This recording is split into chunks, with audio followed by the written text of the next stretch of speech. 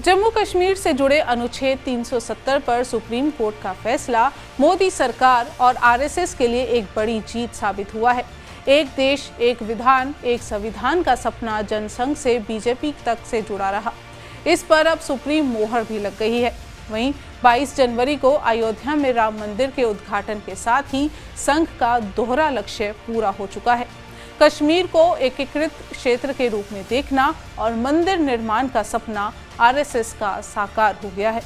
बता दें कि स्वतंत्रता आंदोलन के दौरान महात्मा गांधी और जवाहरलाल नेहरू ने कांग्रेस को मजबूत बनाया, जो 1947 आज़ादी के बाद भी जारी रहा और कांग्रेस का एक छत्र राज पूरी तरह कायम रहा। इसका नतीजा ये रहा कि हिंदू महासभा और राष्ट्रीय स्वयंसेवक संघ अपनी विचारधारा को साकार करने के लिए भारतीय राजनीति में जगह नहीं स्थापित कर पा रहे थे। जनसंघ के ज़माने में जम्मू कश्मीर में अनुच्छेद 370 हटाना एजेंडे में शामिल था, जिसे बीजेपी ने अपनी बुनियाद पड़ने के साथ ही अपना लिया और राम मंदिर के मुद्दे को भी बीजेपी ने आधिकारिक तौर पर अपने चुनावी घोषणा पत्र में 1989 में पालमपुर अधिवेशन में शामिल किया था। इस तरह राम मंदिर से भी पहले संघ का मुद्दा धारा 370 था। जनसंघ के संस्थापक डॉक्टर श्यामा प्रसाद मुखर्जी का सपना जम्मू कश्मीर को एकीकृत करने का था, जिसमें उन्होंने नारा दिया था, एक देश में दो निशान, दो विधान और दो प्रधान नहीं हो सकते। अब भारत के सर्वोच्च न्यायालय द्वारा जम्मू कश्मीर को विशेष दर्जा देने वाले अनुच्छेद 370 को निरस्त करने के केंद्र के फैसले को बरकरार रखने के साथ अब ये सपना सच साबित हो गया है। कश्मीर मुद्दे पर बात करते हुए डॉक्टर श्यामा प्रसाद मुखर्जी ने संसद में कहा था कि क्या जम्मू कश्मीर के लोग उन मौलिक अधिकारों के हकदार नहीं हैं जो हमने भारत के अन्य राज्यों के लोगों को दिए हैं। शेख अब्दुल्ला को कश्मीर में राजाओं का राजा किसने बनाया? क्या हमने एक संप्रभु गणराज्य के भीतर एक संप्रभु गणराज्य बनाने के लिए ऐसा किया था? एक संघीय इकाई और दूसरी संघीय इकाई के बीच विभिन्न संवैधानिक पैटर्न और असमानताओं को कोई गुंजाइश नहीं है। उन्होंने कहा था कि प्रधानमंत्री को इस बात पर पूरी तरह से जोर देना चाहिए कि हम इस तरह का कश्मीरी राष्ट्रवाद नहीं चाहते हैं। हमें ये संप्रभु कश्मीर विचार नहीं करना चाहिए। अगर आप कश्मीर में ऐसा करने लगेंगे तो दूसरे लोग भी इसकी मांग करेंगे। सुप्रीम कोर्ट का फैसला पीएम नरेंद्र मोदी के नेतृत्व वाली भाजपा सरकार और राष्ट्रीय स्वयंसेवक संघ के दीर्घकालिक वैचारिक लक्ष्यों के लिए एक महत्वपूर्ण राजनीतिक जीत का प्रतीक है। यह फैसला, जो 22 जनवरी 2024 को अयोध्या के राम मंदिर के उद्घाटन के पहले आता है, संघ के लंबे समय से चले आ रहे सपने को साकार करता है, जिसने लगातार कश्मीर की विशेष स्थिति को अलगाववाद के प्रतीक के रूप में माना है। राम मंदिर संघ का एक अन्य दीर्घकालिक सपना रहा है। फैसले के बाद कोई भी इस बात को याद किए बिना नहीं रह सकता कि कैसे डॉक्टर श्यामा प्रसाद मुखर्जी जम्मू कश्मीर को भारत का पूर्ण और अभिन्न अंग बनाना चाहते थे और संसद में अपने भाषण में उन्होंने धारा 370 को खत्म करने की पुरजोर वकालत भी की थी। इसके साथ साथ अगस्त 1952 में जम्मू कश्मीर में एक विशाल रैली में उन्होंने अपना संकल्प व्यक्त किया, या तो वो लोगों के लिए एक भारतीय संविधान प्राप्त करेंगे या इस उद्देश्य को प्राप्त करने के लिए अपने जीवन का बलिदान देंगे। अपने संकल्प को पूरा करने के लिए वो 1953 में जम्मू कश्मीर की यात्रा पर भी निकले, लेकिन 11 मई 1953 को वहाँ पहुँचते ही उन्हें गिरफ्तार कर लिया गया, क्योंकि उनके पास आवश्यक परमिट नहीं था।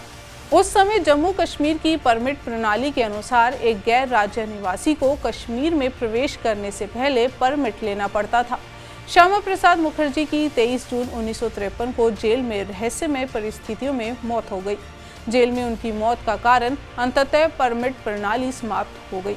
पंजाब और जम्मू कश्मीर के तत्कालीन प्रांत प्रचारक माधवराव मुले ने अपनी पुस्तक श्री गुरुजी समग्र दर्शन में कहा है कि 1947 में जब भारत को आज़ादी मिली तो कश्मीर के महाराजा हरि सिंह इस बात को लेकर असमंजस में थे कि भारत या पाकिस्तान में शामिल होना है या स्वतंत्र रहना है।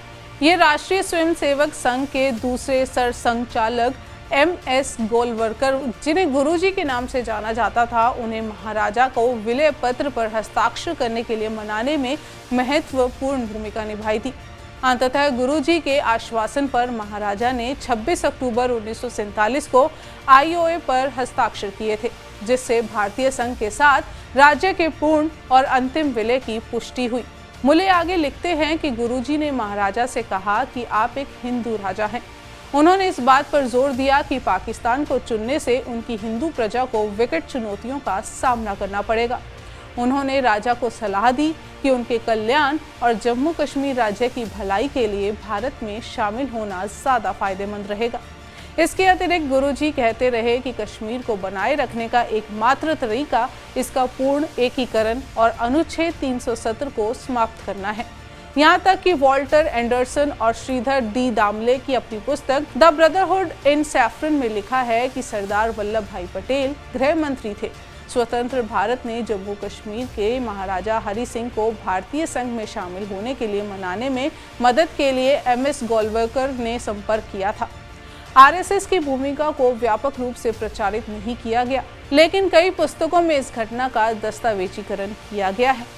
1952 में ये पहली बार था कि आरएसएस ने अपने केंद्रीय कार्यकारी मंडल के दौरान जम्मू और कश्मीर के संबंध में एक प्रस्ताव अपनाया। गौरतलब है कि आरएसएस शुरू से ही अनुच्छेद 370 का विरोध कर रहा है और इनकी कई बैठकों के दौरान कश्मीर पर अब तक कुल 51 प्रस्ताव पारित किए जा चुके हैं। ये फैसला बीजेपी के लिए भी एक बड़ी जीत है, क्योंकि इस बात से इनकार नहीं किया जा सकता कि विपक्ष मोदी सरकार द्वारा अतीत में उठाए गए हर कदम जैसे जीएसटी, सीएए, राम मंदिर, राफेल डील, यूएपीए आधार को विफल करने की कोशिश कर रहा है। अनुच्छेद 370 पर सुप्रीम कोर्ट का फैसला और एक मुद्दा है जहां मोदी के नेतृत्व वाली सरकार की विजय हुई है। दूसरी बड़ी जीत अयोध्या का फैसला था, जिसने राम मंदिर के निर्माण का मार्ग प्रशस्त किया। आरएसएस की तरह मंदिर का निर्माण भाजपा के घोषणा पत्र में रहा है। जैसा कि जम्मू कश्मीर में अनुच्छेद 370 को निरस्त करना था, फैसले के बारे में बात करते हुए कुछ आरएसएस नेताओं ने कहा कि श्यामा प्रसाद मुखर्जी पहले ऐसे नेता थे जिन्होंने भारत की आज़ादी के बाद राष्ट्रीय एकता के लिए शहादत दी।